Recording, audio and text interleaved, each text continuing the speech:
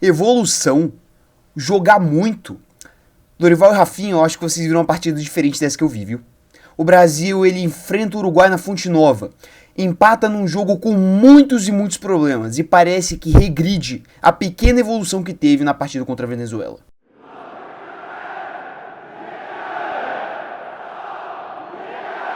Meus queridos, Brasil e Uruguai, na Fonte Nova, na Bahia. A última partida da seleção brasileira por este ano de 2024. Um ano um tanto quanto conturbado, que eu vou fazer uma pequena análise no final do vídeo. Bem, essa partida aqui ela tinha um peso muito grande, O Brasil ele veio de um empate contra a Venezuela, que deixava um gosto muito amargo pelo pênalti perdido pelo Vinícius Júnior e pelo bom futebol apresentado no primeiro tempo, que poderia ter dado mais para o Brasil, poderia ter dado mais gols de diferença no placar e garantido essa vitória. E o brasileiro, ele se agarrava muito nesse primeiro tempo bom para tentar repetir um bom desempenho aqui contra o Uruguai, agora jogando em casa, jogando num local totalmente insalubre, lá no fim do mundo da Venezuela. Tentava agora bater um Uruguai que vinha motivado depois de arrancar uma vitória realmente contra a Colômbia, porém que vive um princípio de crise, como eu venho citando em todos os vídeos que eu fiz sobre essas eliminatórias, com uma insatisfação dos jogadores com Bielsa. E bem, esse era o contexto geral para essa partida. Enquanto tudo isso já colocado, vamos para as escalações que eu tenho bastante coisa para falar do jogo. Meus queridos, do lado do brasileiro, o Dorival ele mandou aquela exata escalação que eu contei no vídeo de ontem. Ederson no gol, Danilo na lateral direita, miolo da zaga com Gabriel Magalhães e Marquinhos lateral esquerda com Abner. Agora vocês ignoram essa escalação aqui totalmente grotesca, um 2-2-2 que o SofaScore colocou, Era um 4-3-3, com o Gerson e Bruno Guimarães fazendo essa volância e o Rafinha fazendo a função de camisa 10. E um trio de ataque, Vinícius Júnior, Savinho pela ponta direita e Igor Jesus na centroavância. Já do lado do Uruguai, o Bielsa ele mandou o time com Rocher no gol, Varela na lateral direita, Jimenez e Matias Oliveira no miolo da zaga e Saraki na lateral esquerda. Um trio de meio-campistas com Ugarte fazendo uma função de volante e Valverde e Bentancur fazendo essa função de meio-campistas realmente saindo mais para jogo. E no ataque, Pelistri pela ponta direita, Maximiliano Araújo pela ponta esquerda e Darwin Nunes na função de camisa 9. E bem, gente, a partida ela já começa com uma blitz realmente do Brasil, que tentava ir pro ataque, tentava realmente construir jogadas, com aquele mesmo esquema do jogo contra a Venezuela, com os atacantes se movimentando bastante, os jogadores alternando posição, Rafinha caindo mais pra construção juntamente com o Gerson, tentando infiltrações, porém parava numa barreira uruguaia. Gente, ficou explícito desde o primeiro minuto de jogo o que o Uruguai ele foi pra Bahia pra fazer. Ia tentar se defender, realmente botar uma barreira, um ônibus ali na frente do gol e tentar sair em contra-ataques rápidos com o Pelistri. E o Brasil ele teria que basicamente tentar contornar essa adversidade, tentar contornar essa retranca uruguaia. E bem, aqui vem o principal problema do Brasil nessa partida, na minha opinião, que é a incapacidade de superar essa adversidade. Não é a primeira vez que o Brasil ele demonstra uma dificuldade extrema para bater retrancas. E gente, a gente tá falando da seleção brasileira. Toda e qualquer seleção do mundo vai retrancar contra a seleção brasileira, porque é a maior seleção do mundo. Tem jogadores perigosíssimos, tem jogadores que são respeitados. E bem, se você não souber quebrar uma retranca quando você joga numa seleção que impõe os outros a se retrancarem, aí tu tá ferrado, meu amigo. Essa é a grande realidade. E o Brasil, ele sofreu nesse primeiro tempo porque realmente não conseguia superar essa barreira uruguaia. Conseguia uma hora ou outra com um chute de longe do Rafinha, uma bola enfiada que o Rafinha conseguia encontrar no meio da zaga uruguaia que o Gerson foi tentar finalizar, só que o Rocher saiu bem do gol, uma cabeçada do Igor Jesus no finalzinho do primeiro tempo, mas o Rocher, no geral, o goleiro uruguaio, ele não teve que trabalhar. Por quê? Porque o Brasil não conseguia atacar, o Brasil não tinha repertório, o Brasil não conseguia superar essa adversidade. E do lado do Uruguai, foi uma seleção, que ela fez uma partida assim de manual, tanto o primeiro quanto o segundo tempo. Principalmente o primeiro, em que, como eu disse, se retrancava muito bem, montava uma barreira à frente do seu gol e saía em contra-ataques de velocidade e conseguiu criar as melhores oportunidades desde o primeiro tempo, principalmente pela ponta esquerda, quando você tem uma marcação do Brasil que novamente estava muito mal. E o Uruguai, ele poderia muito bem ter feito gol. Teve chance, por exemplo, com o Valverde, que acabou finalizando mal. Teve chance com o Pelistri, que furou a bola no momento chave da finalização, em que ele estava completamente livre, quase da pequena área. Você teve o Uruguai explorando muito bem as fraquezas, as fragilidades dessa zaga totalmente bagunçada do Brasil. Porém, acabou não fazendo gol. E o primeiro tempo ele termina basicamente nesse cenário. Um Brasil que teve a posse de bola, que tentava propor jogo, porém tinha uma dificuldade extrema para superar essa adversidade, não tinha repertório e parava nessa barreira uruguaia. E o Uruguai se defendia muito bem e saía contra-ataques que poderiam ter sido mortais, porém seus jogadores acabaram desperdiçando as chances que tiveram. E gente, pro segundo tempo, o mesmíssimo cenário continuou. O Brasil tendo a posse, tentando criar, mas parando na marcação uruguaia. Porém, dessa vez o Uruguai ele não perdoou quando ele teve chances. Novamente você tem um ataque pela ponta esquerda do Uruguai, uma marcação tenebrosa da seleção brasileira, com o Marquinhos, o Danilo, o Abner completamente perdido perdidos em campo, e a bola ela chega ali na intermediária com o Valverde. Você também tem o Bruno Guimarães moscando na marcação, marcando praticamente ninguém, e o Valverde, cara, ele consegue com a maior tranquilidade do mundo, parecendo que tava jogando contra um monte de criança, fazer o giro na marcação brasileira, finalizar no cantinho do Ederson para fazer 1-0. O Uruguai, ele conseguiu explorar as fraquezas, as fragilidades que a seleção brasileira, né, que a zaga da seleção brasileira vinha deixando durante toda a partida, mas só agora conseguiu fazer seu gol. E assim, nem deu pra comemorar tanto, né? O Brasil logo na sequência praticamente já empatou. Você tem um cruzamento vindo da esquerda do Rafinha, a zaga uruguaia ela acaba cortando, né? E a bola sobra pingando na entrada da área, e o Gerson, cara, ele manda um petardo de primeira, um chutaço, um verdadeiro de um golaço pra empatar a partida. Logo na sequência realmente do gol uruguaio. E aí a gente tem o masterclass do nosso querido Dorival Júnior. O Brasil, ele conseguiu empatar, tá mais ou menos no desespero. O que eu vou fazer? Bora empilhar a ponta. Vamos colocar aqui, ó, numa sequência, Luiz Henrique no lugar do Igor Jesus, o único centroavante que a gente tinha. O Martinelli no lugar do Abner pra fazer a lateral esquerda. Puta ideia genial, né? Bora botar o Estevão no lugar do Savinho, que não fazia a melhor das partidas. Bora tirar o Gerson, que foi um dos poucos jogadores bons do Brasil nessa partida, e botar o Lucas Paquetá, que conseguiu levar um amarelo com 3 minutos de jogo. O Dorival, ele começou a empilhar a ponta. E aí o Brasil, ele até dá uma melhorada, eu tenho que dar esse mérito pra ele, mas não é por conta de uma atitude genial, de uma substituição revolucionária do Dorival Júnior, e simplesmente porque os jogadores estavam cansados. O Brasil jogou numa pressão, numa intensidade um tanto quanto grande, né, durante toda a partida. Eu acho que não faltou entrega, na minha opinião. Faltou muito mais coisa, mas entrega realmente não faltou para a seleção brasileira nessa partida. E bem, o Brasil ele melhora um pouquinho porque ganha mais fôlego, né, ganha realmente o aspecto físico na partida, porém não consegue criar nenhuma partida. Agora só tinha um monte de ponta que conseguia até criar algumas jogadas ali pelas pontas realmente, né, principalmente pela ponta direita com o Estevão, porém não criou nenhuma chance incisiva. E o jogo ele terminou com esse cenário. A seleção brasileira faz mais uma partida fraquíssima, com inúmeros erros que eu ainda vou pontuar nessa análise aqui, e empata em casa contra o Uruguai, que foi perfeito no que se propôs a jogar. Não foi desleal, não fez catimba, não fez nada disso. Só fez um jogo defensivo excelente, só não foi perfeito porque acabou levando gol. E quando teve a oportunidade, foi lá e matou o jogo, fez seu golzinho, porém que não acabou sendo necessário para sair da Bahia com a vitória. E bem, agora vamos pro bloco do futuro da seleção, que eu vou fazer toda essa análise quanto essa partida tenebrosa, aconteceu de 2024 frustrante, bora lá. Gente, eu tenho que de início pontuar o que foi de positivo na seleção brasileira nessa partida. Novamente eu vi uma seleção que, como eu disse, não faltou entrega física. E também tentava propor jogo, ia pro ataque. Isso não faltou desde o primeiro minuto. Eu tenho que pontuar e eu tenho que ser justo. E também a gente teve duas boas atuações individuais, na minha opinião, talvez três. Gabriel Magalhães, que não me saltou aos olhos, mas foi até que decente em meio a essa zaga tenebrosa que o Brasil tem. E os dois melhores do Brasil, Gerson e principalmente o Rafinha. O Rafinha, cara, ele realmente foi protagonista ontem pelo lado do Brasil, buscando o jogo a todo momento, construindo. Cara, ele fez uma belíssima partida, eu tenho que admitir. E o Gerson também, cara, mais uma partida excelente, tal qual fez contra a Venezuela e tal qual fez contra o Peru na última data FIFA. São dois jogadores que salvam. O resto foi tenebroso. A seleção brasileira, embora tenha feito um jogo ofensivo, embora tenha tentado propor jogo, não tinha repertório nenhum. Tinha jogadores que individualmente estavam tenebrosos. O Savinho, por exemplo, tentava bastante, porém errava tudo praticamente. O Vinícius Júnior nem se fala, cara, teve um monte de chance pra sair correndo, recebendo bolas enfiadas em profundidade, que o Rafinha mandou muitas pro Vinícius Júnior e desperdiçou todas as chances, não conseguia acertar um drible praticamente. Igor Jesus, a bola não chegava nele porque não tinha repertório. Realmente tinha muita raça, vamos colocar entre muitas aspas, mas não tinha repertório, não tinha ideia. O Brasil tentava toda vez a mesma coisa, tentava toda vez individualidade. E se não fosse por uma individualidade do Rafinha ou por uma individualidade do Gerson, não saía porcaria nenhuma de jogo ofensivo. Tinha vontade? Tinha posse de bola? Tinha, mas não tem qualidade. Falta qualidade, falta trabalho de equipe, falta o Dorival colocar esses caras pra treinarem. Treinar a jogada ofensiva, gente, é o básico. A única coisa que talvez seja minimamente elogiável pelo lado da seleção brasileira nessa data FIFA, ainda é um problema gigantesco. Eu acho que ofensivamente, nessa parte da construção realmente do ataque, a seleção brasileira foi minimamente decente nessa data FIFA. Mas ainda assim, foi muito ruim. Essa é a nossa atual situação desesperadora. Falta muito trabalho. E quando não tem trabalho, a individualidade tenta salvar. Como salvou ontem arrancando esse empate, que a gente saiu no lucro, pô. O Uruguai teve as melhores chances. O Rocher-Mbappé teve que trabalhar. Essa é a situação. O Rocher ele fez uma defesa no primeiro tempo naquela cabeçada do Igor Jesus aos 45. No segundo tempo, se eu não me engano, só teve a chance do Gerson realmente. É muito pouco. É muito pouco para uma seleção que teve muito mais posse de bola. É muito pouco para uma seleção que simplesmente não soube como superar uma retranca. O Uruguai muitas vezes tinha 6 jogadores. E eu sei, é chato, é difícil você bater uma retranca. Porém, tu tem que saber como fazer isso.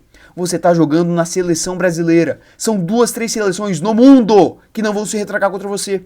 Se você não souber superar retrancas, você tá ferrado. Você não vai conseguir arranjar nada jogando futebol pela seleção brasileira. Isso é uma questão muito séria.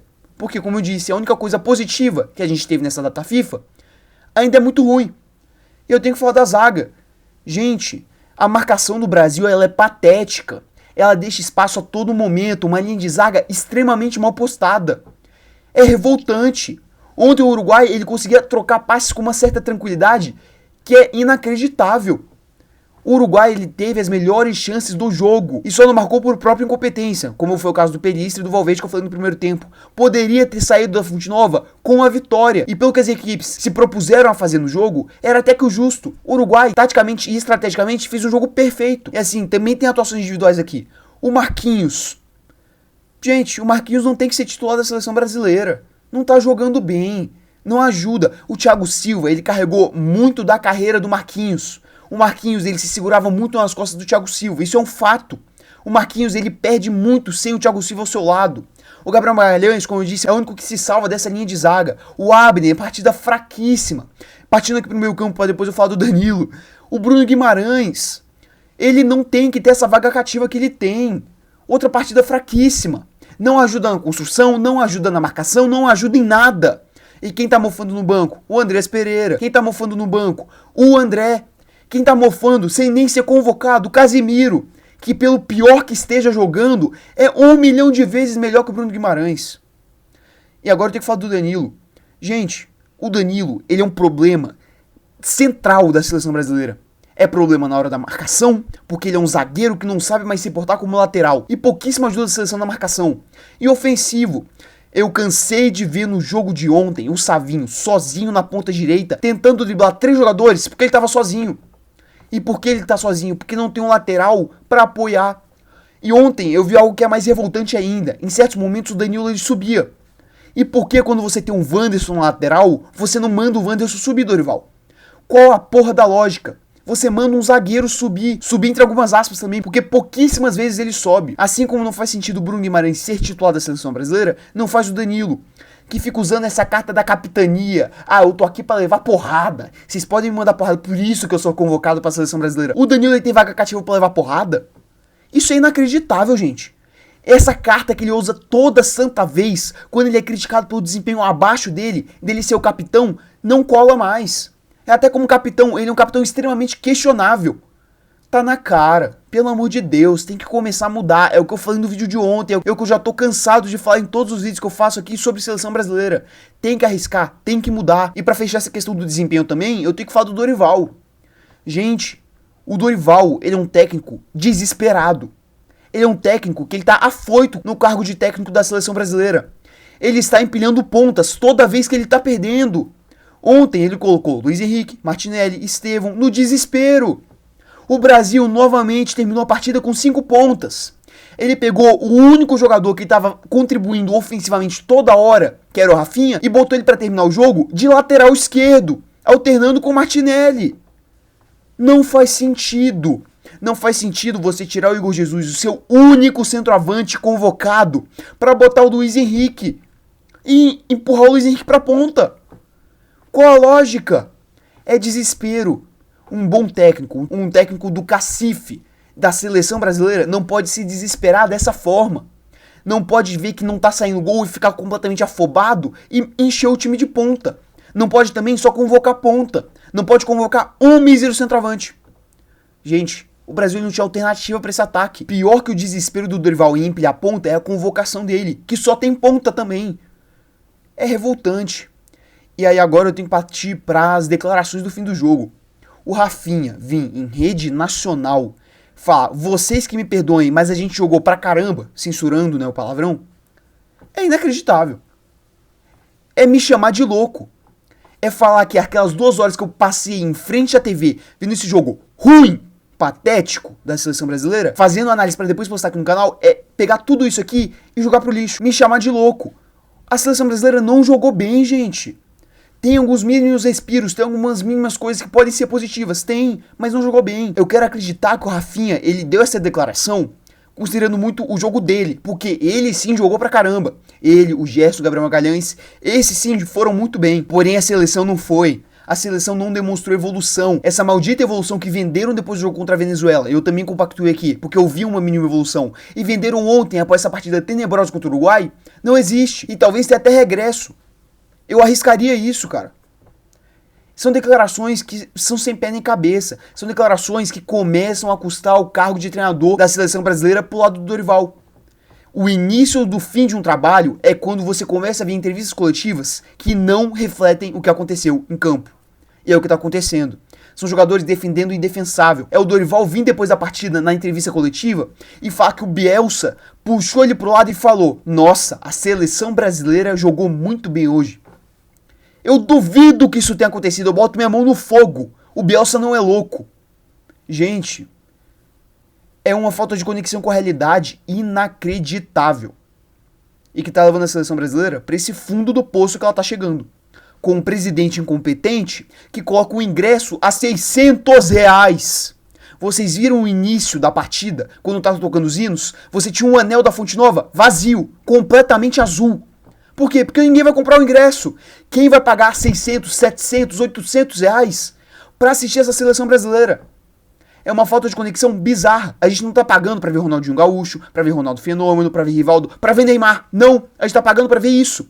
Pra ver esse jogo de bola horroroso, pífio, uma bolinha mínima. Times da Série A do Campeonato Brasileiro mostram mais repertório pra conseguir superar uma defesa, pra conseguir superar uma retranca, que a seleção brasileira. O Botafogo teria mais competência para conseguir fazer um gol no Uruguai do que a seleção brasileira.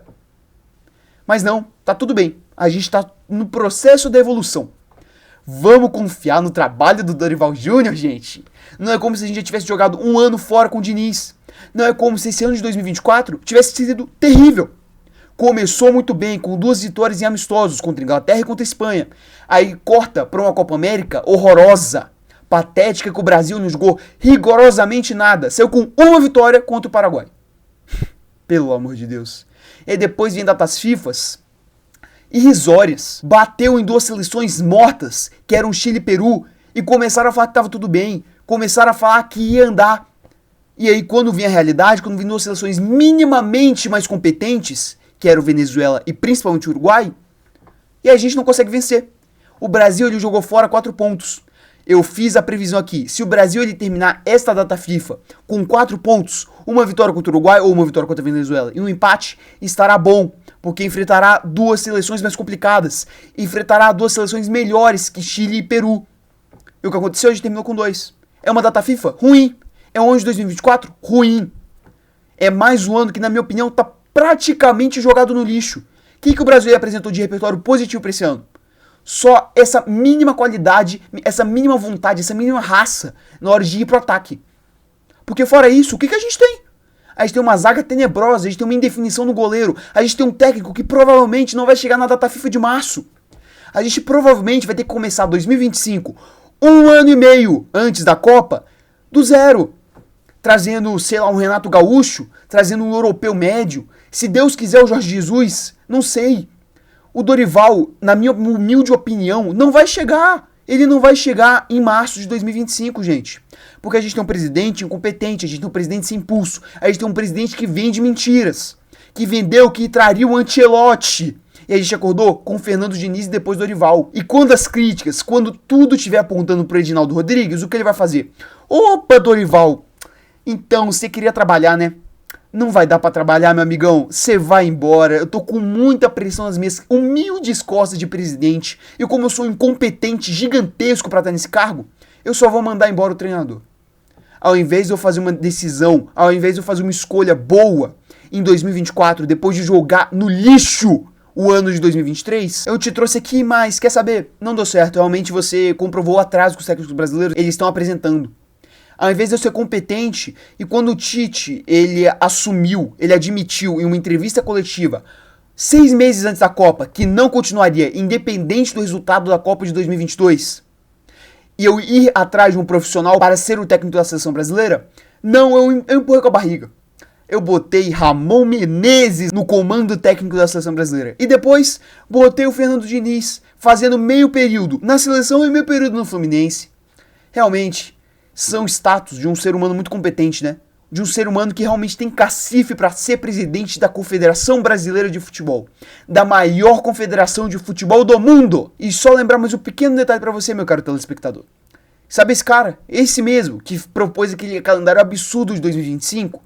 que vai acabar com o futebol brasileiro daqui a pouquíssimo tempo, esse cara, ele vai ficar no mínimo mais 10 anos no comando da seleção brasileira. Ou você realmente acha que as federações vão tirar a mamata que é ter Edinaldo Rodrigues no comando da CBF? É óbvio que não vai tirar. O futebol brasileiro, na minha opinião, ele tá com um futuro completamente nebuloso e que eu não consigo ver nada positivo saindo. Eu não consigo imaginar o Dorival sendo demitido e alguém incompetente vindo. Eu não consigo imaginar o Edinaldo Rodrigues saindo do cargo e entregando na mão de alguém incompetente. Eu não consigo imaginar nada. O saldo da seleção brasileira, até então, é muito negativo. Um 2023 terrível, o pior de sua história. E um 2024 que foi um pouquinho melhor, mas ainda é ruim. E há 1 ano e meio da Copa do Mundo de 2026... a gente não tem nada. A gente não tem nada. Esquema tático, jogadores em excelente fase conseguindo carregar a seleção, embora a circunstância terrível, nada. A gente não tem um técnico bom, a gente não tem um presidente decente, não tem nada, nada.